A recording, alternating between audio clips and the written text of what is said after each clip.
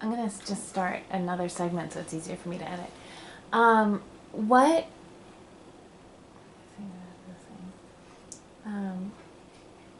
as children are playing the game, what should the teachers be doing?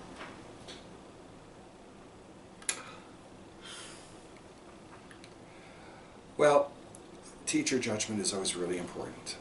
So what the teacher should be doing is paying really close attention to the kids that she knows better than somebody who's in front of a camera explaining what the teacher should be doing.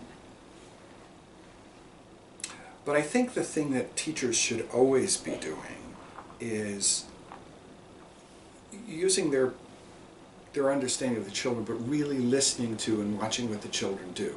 So the children are very expressive, especially with their hands. This is a common, is that 5? And watching the kids' expressions, trying to figure out whether the game for the child is playing with the adult or playing with the game. And they could be either. The children don't always perform up to what their capability is because they're not interested. They're not treating themselves as if they're being tested. I would keep it playful. We're working with little children. They are going to do much better when there is a challenge and it is playful than when they feel like they're being tested and therefore either have to mask a piece of incompetence, which could be what Mike was doing when he went,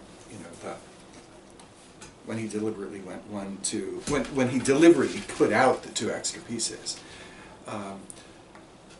It could be that's what he was doing when he was saying, is that 5? But it looked to me like he always knew. So what the teacher should be doing is trying to figure that out. Or is the kid playing with me, or is the kid actually not sure? You also want, in the teacher's mind, yes, the teacher does have an agenda.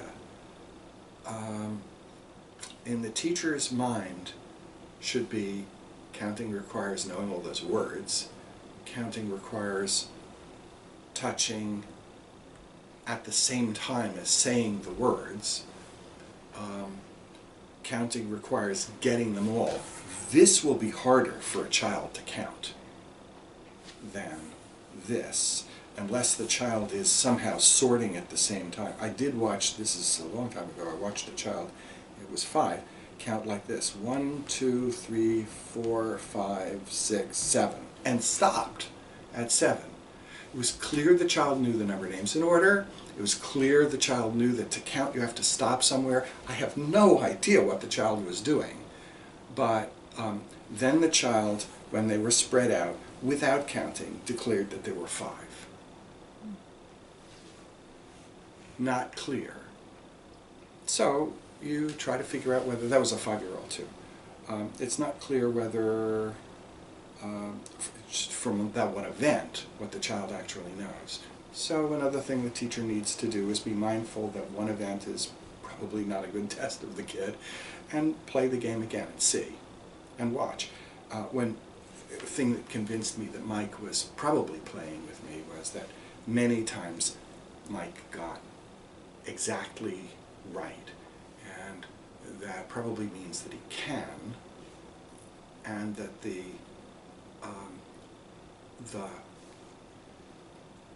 anomalies were not when he got it right, but when he got it wrong.